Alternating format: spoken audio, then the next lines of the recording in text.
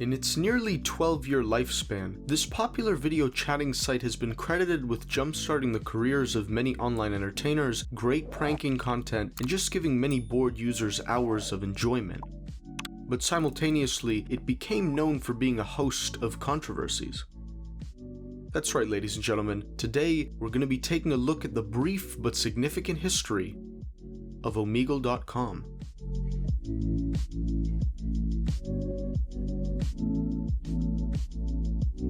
So, how did Omegle even end up with its reputation? First, we need to go back to the tail end of the decade that was the 2000s. 2009 was a turbulent time. The Great Recession was ravaging the global economy, and the swine flu became the first influenza pandemic of the 21st century. But in the midst of it all, a website called Omegle.com would emerge.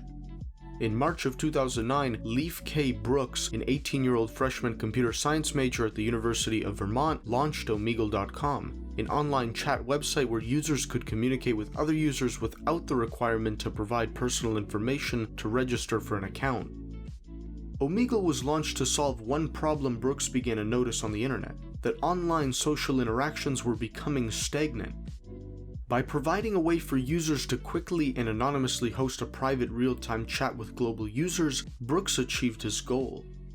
By the time the site was a month old, the page was hitting 150,000 visits a day, a number that doubled by its year anniversary.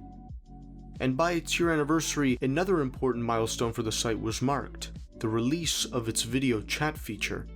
This would become the feature that Omegle would be known for. With the release of video chat, users were granted with a more intimate way to communicate with strangers, and the internet as a whole was treated to a new form of entertainment.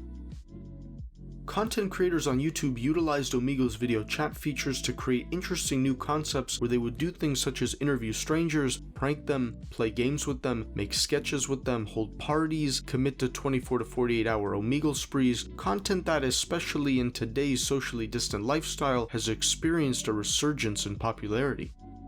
But along with the new wholesome entertainment that video chatting brought, it also ushered in a dark side inevitable to anonymous internet communication. Omegle was largely unmonitored. To be fair, Brooks was its sole developer who was barely beginning his college career.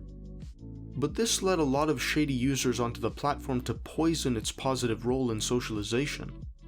In fact, very early on in Omegle's life, the FBI contacted Brooks personally and notified him that a Swedish user discussed his plan to commit an act of terror. The user that was connected with this Swedish user contacted the authorities. With such an alarming occurrence happening so early on in Omegle's history, controversies and criticisms directed at the site's safety, especially for its younger users, were inevitable and completely reasonable. Unfortunately, Omegle's random connection function raises the potential for stranger danger to the max. Its users are aware of this, and so is Leif Brooks. His homepage warns that predators and other dangerous individuals are known to have used the site. But now, in this age of distant socialization, Omegle has become an important weapon in fighting off cabin sickness. The internet is more integral to daily life than it's ever been, and with this brings evolution of people's sense of internet safety. Younger users have been able to use Omegle with proper caution exercised, and for many, negative experiences have been outweighed by positive encounters.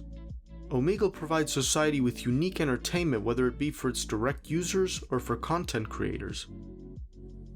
With a simple purpose that has stood the test of time, who knows what Omegle's story means for the future of online socializing.